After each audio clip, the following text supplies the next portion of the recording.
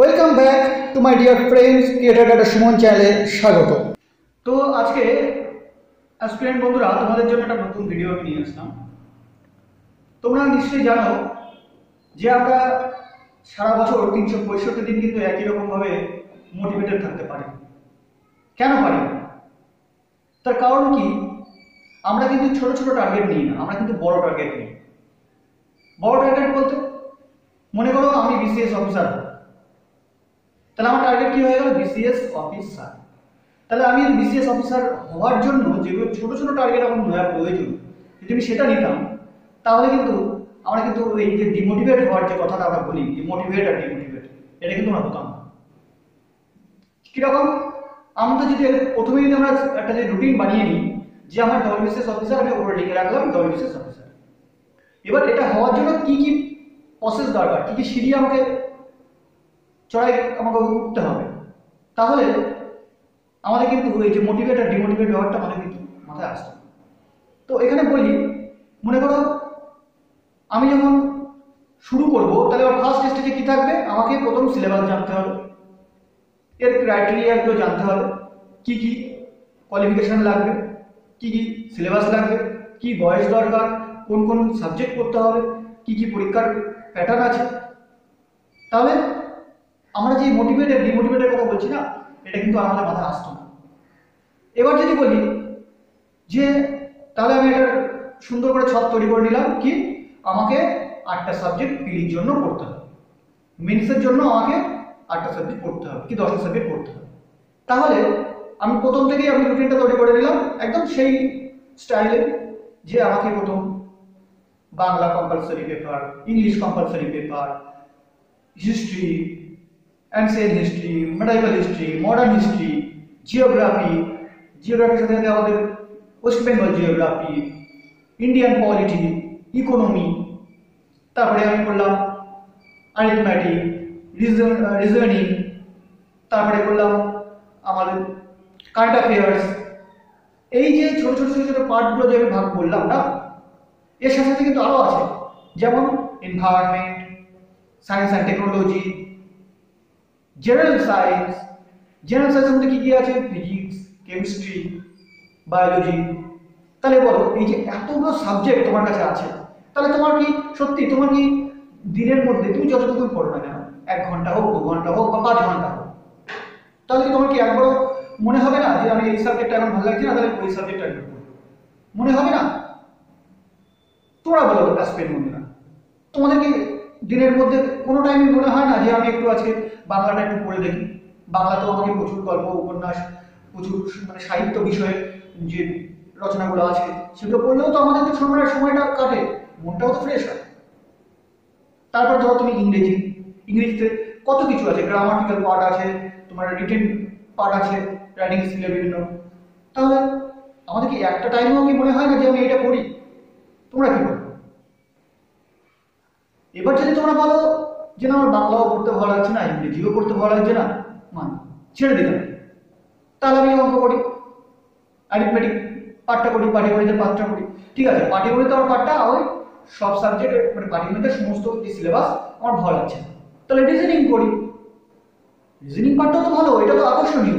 মনে করো তুমি আজকে লেটার নিয়ে রিজনিং করলে, লেটার মানে 26 লেটার, তোমরা সবাই জানো ইংরেজিতে 26টা লেটার নিয়েই তো রিজনিং, বিভিন্ন একাধিক কোশ্চেন আছে, যারা তোমরা পরীক্ষা দিয়েছো বা নতুন অ্যাসপিরেন্ট সবাইকে বলছি, এটা কিন্তু খুব সুন্দর একটা প্রসেস। যখন তোমার ভালো লাগছে না তখন তুমি মাইন্ডটাকে ডাইভার্ট করো, তুমি ওর মধ্যেই ঘোরাঘুরি করো, যে তোমার যে সাবজেক্টগুলো আছে ওর মধ্যেই ঘোরাও, যে তুমি এই সময়টা তুমি কোনটার মধ্যে মনোনিবেশ করতে পারবে।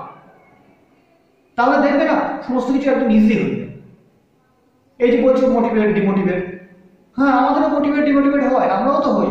বছরে 365 দিন সবাই সমানভাবে পারবে না, একই রকম ভাবে চলো করতে। তাহলে আমাদের কি করতে হয়? এই যে টোটাল যে সাবজেক্টটা বললাম, একটা বৃহৎ সাবজেক্ট বললাম, দেখতে কিন্তু বৃহৎ মনে হচ্ছে, কিন্তু পরীক্ষার হলে কিন্তু যেতে হয় কিন্তু ওই ছোট্ট মাথা নিয়ে, ওই বইগুলো কিন্তু আমরা চালিয়ে নিয়ে যেতে পারি। তাহলে কি বলবো? তাহলে আমাদের যে সাবজেক্টগুলো আছে সেইগুলোকে আমাদের ভালোবাসতে হবে, ওকে পেয়ার করতে হবে, ওকে মহব্বত করতে হবে। দেখবে যারা সফল তারা বারবারই বলছে যে তোমরা গার্লফ্রেন্ড থেকে বইকে বেশি ভালোবাসো। কেন বলছে? কারণ আজকাল সফল, ওরা দেখেছে, ওরা প্রতিনিয়ত ওদেরও মোটিভেট, ডিমোটিভেট, মোটিভেশন সমস্ত কিছু ওদের নিতে হয়েছে, সমস্ত কিছুর মধ্যে দিয়ে ওদের যেতে হয়েছে। দেখবে যারা সফল হয়েছে তারা বারবারই বলেছে যে আমি এ পরীক্ষায় ফেল করেছিলাম, সে পরীক্ষায় ফেল করেছিলাম, এ আমাকে মিশতো না, সে আমার সাথে মিশতো না, সে ও বলতো, তার আরেকজন এই বলতো। তার মানে তাদেরও এই ফেসটা করতে হয়েছে। আজকে যদি তারা ওই ফেসটা না করতো, তারা যদি এই বয়ানগুলো আমাদের সামনে না তুলে ধরতো, তাদের এই অভিজ্ঞতার কথাগুলো, তাহলে কি আমরা বুঝতাম? আজকে কিন্তু আমিও অ্যাসপিরেন্ট, তোমরাও অ্যাসপিরেন্ট। আজকে আমি যদি পারি নিজেকে মোটিভেট রাখতে, তোমরা কেন পারবে? হ্যাঁ, আমারও 24 ঘন্টার মধ্যে মনে হয় কখনো কখনো যে না, এখন একটু ঘুমিয়ে নিই, এখন একটু একটু টিভি দেখি, এখন একটু ইউটিউবটা দেখি। হ্যাঁ, এইগুলো সবই করবো, কিন্তু একটু সিস্টেমেটিক করবো। কেমন? মনে করো আমি সকালে ঘুম থেকে উঠেছি 6টার সময়, খুব ভালো কথা। 6টার সময় ঘুম থেকে ওঠার সময় আমার মনে হচ্ছে যে আর একটু শুয়ে থাকলে মনে হয় ভালো হতো, আজকে ওয়েদারটা খুব খারাপ, বৃষ্টি হচ্ছে বাইরে। এই যে বৃষ্টি হচ্ছে, এই যে মাথায় আমার কিন্তু ঢুকে গেল, তাহলে কি হলো? আমি বাইরে বেরোতে পারছি না। তাহলে ওই সময়টা আমার কি করতে হবে? বিছানায় থাকতে ইচ্ছে হচ্ছে, বাইরে বেরোতে পারছি না। তাহলে আমাদের ওই সময়টা কাজে লাগাতে হবে ফোনে। তোমরা যারা দেখছো, নিশ্চয়ই তোমার কাছে ফোন আছে বলে তোমরা আমাকে দেখতে পাচ্ছ, ইউটিউবে দেখতে পাচ্ছ। তাহলে তুমি সেটাই কাজে লাগাও, তোমার ইউটিউবটাকে কাজে লাগাবো না। তুমি ওই টাইমটা তোমার ইউটিউবেই তুমি সময়টা ব্যয় করো, যতটুকু সময় তোমার উঠতে ইচ্ছে হচ্ছে না বিছানা ছেড়ে। তাহলে কি হলো? তোমার টাইমটা ওয়েস্ট হলো। কি হলো? তুমি ইউটিউব দেখছো, আর ইউটিউবে কি দেখবে? তোমার ইচ্ছা। ইউটিউবে সবই আছে, কিভাবে সুতো পড়াতে হয় আর হাতিকে কিভাবে কাবু করতে হয়, সবই আছে। তাহলে তুমি পারবে না কেন? তুমি সব কিছুই দেখতে পাবে। তোমার গান শুনতে হচ্ছে, গান শোনো, ডান্স দেখতে হচ্ছে, ডান্স দেখো, খেলা দেখতে ইচ্ছে হচ্ছে, খেলা দেখো। না, তোমার কারেন্ট অ্যাফেয়ার্স নিয়ে তখন একটু দেখতে ইচ্ছে হচ্ছে, যে দেখতে আসছে কি কি নিউজে কি কি এসছে, দেখো। তাহলে কি হলো? তোমার কিন্তু আলটিমেট কিন্তু মোটিভেটেডই থাকে, তুমি কিন্তু ডিমোটিভেট হলে না। আরো কি হলো? তোমার মাইন্ডটা রিফ্রেশ হলো। আজকে হঠাৎই আমার মনে হলো, আজকে কিন্তু খুবই ওয়েদারটা খুব খারাপ, জানি না তোমরা কোথা থেকে দেখছো, কে কোথায়। আমি আশা করবো প্রত্যেকেরই মোটিভেটেড থাকা, প্রত্যেকেরই একই রকম মানসিকতা রাখা প্রিপারেশন নেওয়ার সময়।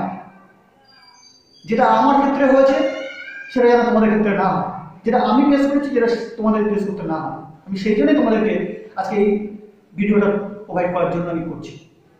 আমার কোনো দরকার ছিল না, আমি তো নিজেই কি বলবো, অন্য একটা কিছু নিয়ে তো আমি পড়তে পারতাম, কি অন্য আমি ইউটিউবে আর ভালো লাগছে না, আমি ইউটিউবে ভিডিও দেখতে পারতাম, একটা ক্লাস দেখতে পারতাম, একটা কারেন্ট অ্যাফেয়ার, কারেন্ট ইস্যু, আমি বিভিন্ন এখন যে চলছে রাজনৈতিক উঠান পতন, বিভিন্ন কেন্দ্র বলো রাজ্য বলো সমস্ত কিছু তো চলছে, আমি সেটা দেখতে পারতাম। আমি দেখেছি, আমি একটু অর্ধেক দেখছি না তা না, দেখছি। কেন? কারণ আমাকে নিজেকে আপডেট থাকতে হবে। কারেন্ট অ্যাফেয়ার্স জিনিসটা তো সেটাই, যে তুমি কতটা আপডেট আছো, তুমি নিজেকে কতটা মানে কি বলবো, মানে পারিপার্শ্বিক যে পরিবেশ সেইটার সঙ্গে তুমি কতটা কতটা মানিয়ে নিতে পারছো, এটাই কিন্তু একজন অফিসার। আমি মানছি আমরা সবাই অফিসার হবো না, তবুও আমাদেরকে সেই মানসিকতা তৈরি করতে হবে। আচ্ছা ভালো কথা, আমি মানসিকতা তৈরি করে নিলাম, আমার সকালে ঘুম থেকে উঠতে ইচ্ছে হচ্ছিল না, আমি ইউটিউব দেখলাম, ছবিটি, তারপরে কি হলো? তারপরে তো আরো তো 24 ঘন্টার মধ্যে জাস্ট কিছু সময়টা ব্যয় হবে, ঠিক আছে। তারপরে আমি খাওয়া দাওয়া করলাম, একটু বাড়ির পরিবারের সাথে কথা বললাম, তাই তো। তারপরে তুমি কি করলে? হ্যাঁ, তুমি এবার কিছু একটা বই নিয়ে বসো। কি বই? এখন আমি মনে করি যারা অ্যাসপিরেন্ট তাদের কাছে অন্তত ম্যানুয়াল টাইপের, যেগুলো জিএস ম্যানুয়াল বলা হয়, বা এখন বাংলাতে যেটা বলেছে ক্র্যাক বিসিএস, এই ধরনের বই আমি মনে করি প্রত্যেকের বাড়িতেই কম বেশি আছে যারা অ্যাসপিরেন্ট। সবার থাকবে তার কোনো মানে নেই, থাকতেই হবে এটাও কোনো কথা নয়। আরেকটা জিনিস কিন্তু তোমাদের কাছে সবার কাছে থাকবে, এটা আমি আশা করি। তুমি যেগুলো পড়েছিলে, নিজে যে বইগুলো তুমি পড়েছিলে, তোমার আছে মাধ্যমিক লেভেলের বই, উচ্চ মাধ্যমিক লেভেলের বই, তোমার 5, 6, 7, 8, 9 কি নেই, তো সেইগুলোকে পড়ো, নিজেকে সেইগুলো পড়ে আপডেট রাখার চেষ্টা করো। আপডেট আপডেট মানে কিন্তু এই না যে আমি কারেন্ট শুনেই আপডেট থাকছি। আপডেট মানে এটা যে আমি নিজে কতটা, আমার যে নলেজ, আমার যে জ্ঞান, সেটাকে আমি কতটা ইমপ্রুভ করতে পারছি প্রতিনিয়ত। দেখবে আমরা যারা নতুন মানে যারা পড়ি, ধরো মনে করো আমি অ্যানশিয়েন্ট হিস্ট্রি পড়ছি, মানে প্রাচীন ভারত ইতিহাস পড়ছি, তাহলে কি সব কি আমার মনে আছে? আমি তো সেই ছোটবেলা থেকেই পড়ছি, ক্লাস 3, আমাদের সময় মনে হয় ক্লাস 3 থেকেই ছিল ইতিহাস উপর, তখন থেকেই হয়তো আমরা পড়ছি। তাহলে কি আমার সব মনে আছে? নেই কি? আর নেই বা থাকে না বলেই কিন্তু আমাদের প্রতিনিয়ত ওইগুলো করতে হয়। কি তোমরা বলো, তোমাদের কি এরকম হয়নি বা এরকম হয় না? তাহলে এটা জাস্ট আমি একটা উদাহরণ দিলাম। তুমি ঠিক এরকমই, ধরো তুমি সায়েন্স পড়ছো, সায়েন্সে তুমি ফিজিক্স, কেমিস্ট্রি, বায়োলজি এগুলো তো আমরা ছোট থেকেই পড়ছি। তা সত্ত্বেও কেন আমাদেরকে পড়তে হচ্ছে? তার কারণ আমাদের কিন্তু সমস্ত যে নলেজ, যে আমাদের যে জ্ঞান সব কিন্তু আমাদের মনে থাকে না, তার জন্যই পড়তে হয়। আমি তো সেই জন্যই তোমাদেরকে প্রথম থেকেই বলছিলাম যে তোমরাও দিনের এই যে টোটাল যে সময়টা, আমি বলছি না তুমি 24 ঘন্টাই পড়ো, আমি বলছি ওইটাকে কাজে লাগাও। তুমি কোন স্টেজে কখন কতটা সময় দেবে সেটা তুমি নিজে ঠিক করো। আমি 24 ঘন্টার মধ্যে আমি 8 ঘন্টা ঘুমাই, আমি 3 ঘন্টা এদিকে আমার যে আনুষঙ্গিক কাজ করি, বাদ বাকি আমার যে 13 ঘন্টা সময় আমি করছি, এটা তো আমি করছি। তাই বলে এই যে রুটিনটা সেটা তুমি ফলো করলে তুমি পাস করে যাবে বা তুমি সমস্ত কিছু জেনে যাবে, সব কিছু বুঝতে চলে যাবে, তা কিন্তু না। হতে পারে তুমি 5 ঘন্টা পরে তুমি পেয়ে গেলে। আজকে আমি 13 ঘন্টা করছি, তুমি হয়তো 5 ঘন্টা পড়লেই তুমি পারবে। এটাই কিন্তু আমার বলা যে আমরা কিন্তু কাউকে কপি করবো না, আমরা তার সিস্টেমটাকে আমরা কপি করবো, কিন্তু তাকে পুরোপুরি কপি করবো না। সে মনে করো আজকে তুমি নিউ অ্যাসপিরেন্ট বা পুরোনো অ্যাসপিরেন্ট, যাই হোক, তুমি নতুন হতে পারো, পুরোনো হতে পারো। তোমার যে সাকসেস হওয়া বা না হওয়া, এর পিছনে যে কারণ, যে রিজন, এইগুলোকে তুমি আগে ফাইন্ড আউট, আগে তুমি খোঁজো যে আমি কেন সাকসেস হবো আর কেন হচ্ছি না। যদি পুরনো হও কেন হচ্ছি না, আর যদি নতুন হও আমি কেন হব। এই সিস্টেমটা, এই বিষয়টা তোমরা আগে ফাইন্ড আউট করার চেষ্টা করো যে কোন জায়গাটা আমাদের ইমপ্রুভ করা দরকার। ইমপ্রুভ আমি অলরেডি হয়ে আছি, তাহলে আমার কোনটা সেখানে আরো ইমপ্রুভ করতে হবে। এইটা যদি আমরা পারি তাহলে জানবে আমরা এই যে আমরা এত কিছু শুনি, এবছর কি 2022 সালে একজন পাস্ট হয়েছে, একজন 21 নম্বর র্যাঙ্ক করেছে ইউপিএসসি বা বিসিএস এর কথা বলছি আমি। তারা কি বলছে না, সে নাকি প্রথমবার পরীক্ষা দিয়েই পাস করেছে, প্রথমবার পরীক্ষা দিয়ে ভালো র্যাঙ্ক করেছে। কেন করেছে? তার কারণ সে কিন্তু নিজেকে নিজেকে নিজে নিজে অন্যকে দেখে, অন্যের ভুলগুলোকে নিজে বুঝে নিয়ে সংশোধন করে নিজে কিন্তু সেই জায়গায় এসেছে। যার জন্য কি হচ্ছে, সে কিন্তু ওই প্রথমবার পরীক্ষা দিয়ে সেখানে সফল হচ্ছে। তোমরা নিশ্চয়ই বুঝতে পারছো আমি কি বলতে চাইছি। আমি এটাই বলতে চাইছি তোমাদেরকে যে তোমরা নিজেরা নিজেদের স্ট্রং জোন, উইক জোন এইগুলোকে তৈরি করো। সেটা কোথায়, কোনটা কোনটা সেটাকে তোমরা তৈরি করো, তাহলেই কিন্তু তোমরা পাস করতে পারবে এবং প্রথম চান্সেই করতে পারবে। যেটা আমরা করতে পারছিলাম না বা আমরা করতে পারিনি, সেটা তোমরা পারবে। আমি বলছি না যে আজকে লজিস্টিক অফিসার হওয়ার জন্যই পড়ো, আরো তো একাধিক এক্সাম আছে, একাধিক পরীক্ষা আছে। আমার বলার উদ্দেশ্য এটাই যে তুমি যেটা হতে চাইছো বা যেটা হবে মনে করছো, তুমি সেইটার পিছনে দৌড়াও না, তুমি সেটা হওয়ার জন্য কি প্রয়োজন তুমি সেইটার পিছনে দৌড়াও। মনে করো তুমি একটা এক্সাম ক্র্যাক করতে চাইছো, যে এক্সামই হোক, তাহলে সেই এক্সামটার কি ক্রাইটেরিয়া আছে সেইটাকে আগে ফাইন্ড আউট করো, সেইটাকে আগে খোঁজো, তার কি কি পন্থা আছে সেটাকে আগে চেষ্টা করো। হ্যাঁ, এখন কিন্তু একটা খুব সুন্দর চলতি কথা উঠেছে যে প্রাইমারিতে চাকরি পেতে গেলে এখন বিসিএস এর থেকে অনেক ভালো জ্ঞানী হতে হয়, ভালো স্ট্রং মানে স্টুডেন্ট হতে হয়, সব বিষয়ে জ্ঞানী হতে হয়। হ্যাঁ স্টুডেন্ট, এটাই কিন্তু সত্যি। এখন তো এরকম দেখা গেছে যে একটা প্রাইমারি পরীক্ষায় যে পাশ করেছে তার যে কোয়ালিটি, সে সায়েন্স ব্যাকগ্রাউন্ড থেকে, ইংলিশ মিডিয়াম থেকে, বা কি বলবো তোমার খুব ভালো র্যাঙ্কে, মানে মাধ্যমিক উচ্চ মাধ্যমিকে ভালো র্যাঙ্ক করেছে বা ভালো নাম্বার পেয়েছে, এইরকম স্টুডেন্টরাই কিন্তু ক্র্যাক করছে। তার মানে কি? তাহলে নিশ্চয়ই সেখানে তাহলে কি চাওয়া হচ্ছে? নিশ্চয়ই চাওয়া হচ্ছে যে আমি 2 লক্ষ এক্সামে আর কি পরীক্ষা দিচ্ছে অ্যাসপিরেন্ট, তার মধ্যে থেকে নেওয়া হচ্ছে কত? 3,000, 5,000, 10,000।